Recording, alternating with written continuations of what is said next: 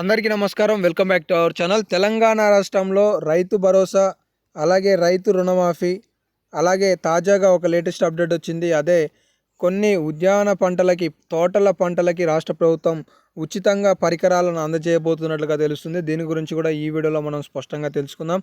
అలాగే రైతులకి సంబంధించి రైతు భరోసాపై రాష్ట్ర ప్రభుత్వం ఇప్పటి వరకు ఎంత నిధులు విడుదల చేస్తుంది అనేది కూడా బడ్జెట్లో ప్రస్తావించింది. 72,000 కోట్ల రూపాయలు. అయితే ఇప్పుడు మన వీడియోలో మనం డిస్కస్ చేయబోయే టాపిక్ ఏంటి అంటే, తెలంగాణ రాష్ట్రంలో రైతు బంధు, అదే కాస్త ఇప్పుడు కాంగ్రెస్ ప్రభుత్వం అధికారంలోకి రాగానే రైతు భరోసాతో మేము 7,500 ఇస్తామని చెప్పేసి ఎన్నికల హామీలో ప్రకటించారు.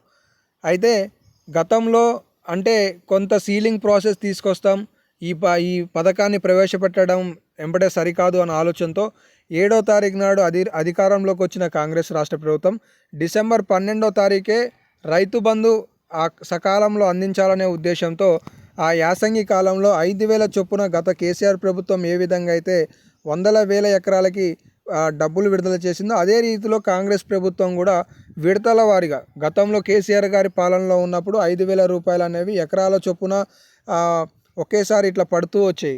కానీ ఇప్పుడు రేవంత్ రెడ్డి గారు డిసెంబర్లో ఎన్నికల 2023 డిసెంబర్లో ఎన్నికల్లో హామీ ఇచ్చారు. అలాగే డిసెంబర్లో ప్రమాణ స్వీకారం చేసిన కొద్ది రోజుల తర్వాత ప్రతిపక్షాల ఒత్తిడి మేరకు డిసెంబర్ 12వ తారీఖు నాడు రైతు బంధు పేరుతో 5,000 రూపాయలు ఖాతాలలో వేస్తూ ఒక్క కుంటా నుండి 1 ఎకరం వరకు 12వ తారీఖు నాడు ప్రారంభించారు. 1 కుంటా నుండి 5 కుంటల వరకు మొదటి విడతలో భాగంగా డిసెంబర్ 12వ తారీఖు నాడు ప్రారంభించి, అదే రీతిలో ఎంపీ ఎలక్షన్ల మధ్యలో వరకు కూడా 1,000 ఎకరాల వరకు కూడా కాంగ్రెస్ రాష్ట్ర ప్రభుత్వం వందల ఎకరాల వరకు ప్రవేశపెట్టింది. కొంతమందిని మాత్రమే పక్కన పెట్టినా కూడా దాదాపుగా గతంలో కేసీఆర్ ప్రభుత్వం ఏ విధంగా అయితే ఇచ్చిందో సుమారుగా అన్ని ఎకరాలకు ఇచ్చే ప్రయత్నం కూడా ఇచ్చింది కూడా.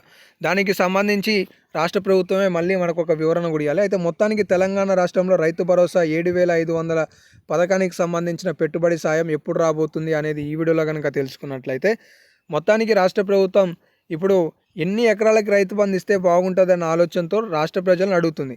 అయితే రాష్ట్ర ప్రభుత్వం మాత్రం 5 ఎకరాల వరకు రైతు బంధు ఇవ్వబోతున్నట్లు సమాచారం తెలుస్తుంది. దీనికి గల కారణాలు ఏంటి అంటే, 1 ఎకరం లోపు కలిగిన వారిలో దాదాపుగా రాష్ట్రంలో మొత్తానికి 26 లక్షల మంది ఉన్నారు. అలాగే 2 ఎకరాలు కలిగిన వాళ్ళు దాదాపుగా 17 లక్షల మంది ఉన్నారు. అలాగే 3 ఎకరాలు కలిగిన వాళ్ళు దాదాపుగా 11 లక్షల మంది ఉన్నారు. ఈ విధంగా చూసుకుంటే రాష్ట్ర ప్రభుత్వం, ఇక్కడ మీరు కూడా చూసుకోవచ్చు, చాలా స్పష్టంగా వినండి. నేను ఇప్పుడు చెప్పబోయే కాలపట్టిక అనేది ఫర్ సపోజ్గా ఒక ఫ్యామిలీలో ముగ్గురు ఉన్నట్లయితే, ఒకరికి 3 ఎకరాలు, ఒకరికి 2 ఎకరాలు, ఒకరికి 1 ఎకరం. ఇతను 1 ఎకరం లోపు ఉన్న వ్యక్తికి పట్టా కలిగిన అతను అవుతాడు. ఇతను 2 ఎకరాలుగా పట్టా కలిగిన వ్యక్తి అవుతాడు. ఇతను 3 ఎకరాల పట్టా కలిగిన వ్యక్తి అవుతాడు. కాబట్టి 1 ఎకరం లోపు ఉన్న వాళ్ళు 26 లక్షల మంది ఉన్నారు. 2 ఎకరాల లోపు కలిగిన వాళ్ళు 17 లక్షల మంది ఉన్నారు. 3 ఎకరాల లోపు కలిగిన వాళ్ళు 11 లక్షల మంది ఉన్నారు. 4 ఎకరాల లోపు కలిగిన వాళ్ళు 6 లక్షల మంది, 5 ఎకరాల లోపు వారు 4 లక్షల మంది. దీని ఆధారంగా ఎన్ని ఎకరాలకి రైతు బంధు ఇస్తే మీకు లబ్ధి చేకూరుతుంది, ప్రజా ధనం ఖర్చు కాకుండా వృధా కాకుండా ఉంటుందని మీరు భావిస్తున్నారు. సో కాబట్టి మీ ఇంట్లో 3 ఎకరాలు 2 ఎకరాలు ఉంటే మీకు 5 ఎకరాలకి సంబంధించి కాదు, మీకు 3 ఎకరాలు మీకు వస్తాయి, భార్యకి లేదా భర్తకి 2 ఎకరాలు ఉంటే వాళ్ళకి వస్తాయి. ఈ విధంగా చూసుకొని 3 ఎకరాల, 2 ఎకరాల, 5 ఎకరాల, 10 ఎకరాల ఎన్ని ఎకరాలకి రైతు బంధు ఇస్తే బాగుంటుందని మీరు ఆలోచన చేస్తున్నారు. ఒకవేళ మీరు 5 ఎకరాలకి ఇస్తే బాగుంటుంది అనిపిస్తే కామెంట్ సెక్షన్లో 5 ఎకరాలకి ఇవ్వండి, లేదంటే 10 ఎకరాలకి ఇవ్వండి అని చెప్పి కామెంట్ చేయండి. తద్వారా రాష్ట్ర ప్రభుత్వం కూడా ఎన్ని ఎకరాలకి ఇవ్వాలని ఆలోచన చేస్తుంది. మీరు కూడా ఒకసారి కామెంట్ సెక్షన్ బాక్స్ని చూసుకోండి. ఇక లేట్ చేయకుండా వీడియోకి వెళ్ళిపోయే ముందు మీకు చిన్న ఇన్ఫర్మేషన్ ఏంటి అంటే, తెలంగాణ రాష్ట్రంలో నెలాఖరులోపు ఇందిరమ్మ ఇండ్ల స్కీమ్ను రాష్ట్ర ప్రభుత్వం ప్రారంభించబోతుంది. దాదాపుగా 4,50,000 ఇండ్లను రాష్ట్ర ప్రభుత్వం ప్రవేశపెట్టబోతుంది. నెల చివరిలో అంటే ఆగస్టు 20వ తారీఖు నుండి 31వ తారీఖు కల్లా రాష్ట్ర ప్రభుత్వం ప్రవేశపెట్టబోతుంది. మీ అందరికీ తెలుసు, సీఎం రేవంత్ రెడ్డి గారు 2వ తారీఖు నుండి ఈ నెల 14వ తారీఖు వరకు విదేశీ పర్యటనకి వెళ్ళారు, అమెరికాకి వెళ్ళారు. అక్కడ పెట్టుబడుల కోసం వెళ్ళామని చెప్పి చెప్తున్నారు. అయితే ఈ ఆగస్టు నెల 14వ తారీఖు నాడు సీఎం రేవంత్ రెడ్డి గారు మళ్ళీ ఇక్కడికి రిటర్న్ వస్తారనమాట. వారు వచ్చిన తర్వాత 15వ తారీఖు నాడు థర్డ్ ఫేజ్కి సంబంధించిన రుణమాఫీ లిస్ట్ రాబోతుంది. రుణమాఫీకి సంబంధించిన లిస్టులో మొత్తం ఏ సెక్షన్, బి సెక్షన్ ఉంటాయి. ఈ ఏ సెక్షన్ వాళ్ళు ఎవరంటే 2 లక్షల వరకు మొత్తం కలిగిన పంట కలిగిన వాళ్ళు. ఈ బి సెక్షన్ ఎవరు అంటే 2 లక్షలకి దాటి వడ్డీతో సమానంగా ఉన్న వాళ్ళు బి సెక్షన్లో వస్తారు. దీని ఆధారంగా మనం తెలుసుకోవాల్సింది ఏంటి అంటే ఖచ్చితంగా బి సెక్షన్ ఎవరైతే ఉన్నారో వాళ్ళకి సంబంధించి మాత్రం ఆగస్టు 30 తర్వాత ఆసరా ఈ రైతు రుణమాఫీకి సంబంధించి నిధులు జమ కావడానికి అవకాశాలు అయితే ఉన్నాయి.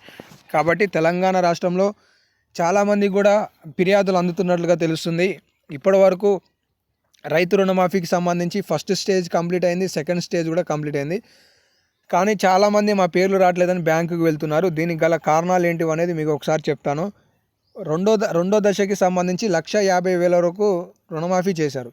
ఈ 1,50,000లో మీరు తీసుకున్నది అయ్యుండి మీరు కాకపోతే దానికి గల కారణాలు ఏంటివంటే, ఒక కారణం వచ్చేసి మీరు తీసుకున్న 1,25,000 1,20,000 ఏదైనా కూడా వడ్డీ 1,50,000 కంటే 1,000 మించినా కూడా మీకు రెండో జాబితాలో డబ్బులు అనేది రాలేదు. కాబట్టి మూడో జాబితాలో మీకు రావడానికి అవకాశం ఉంటుంది. ఒకవేళ మీ భార్య పేరు మీద 1,20,000 ఉండి మీ పేరు మీద 1,40,000 ఉంటే ఇవి 1,60,000 అవుతాయి. కాబట్టి మీకు కూడా రుణమాఫీ థర్డ్ ఫేజ్లోకి వస్తుంది.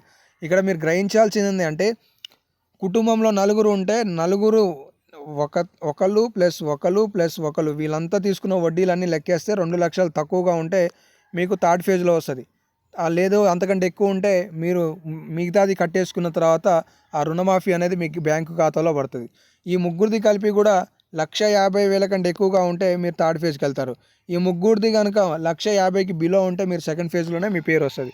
ఈ ఆధారంతో రాష్ట్ర ప్రభుత్వం రుణమాఫీ అనేది చేస్తుంది. ఇక మొత్తానికి తెలంగాణ రాష్ట్రంలో రైతు భరోసాకి సంబంధించిన జాబితా విషయానికి వచ్చేసినట్లయితే 5 ఎకరాల వరకే డబ్బులు ఇవ్వబోతున్నారు. ఎకరాకి 7,500 రూపాయలు ఇవ్వబోతున్నారు. రాష్ట్ర ప్రభుత్వం దీనికోసం 15,000 కోట్ల రూపాయలు ప్రవేశపెట్టింది.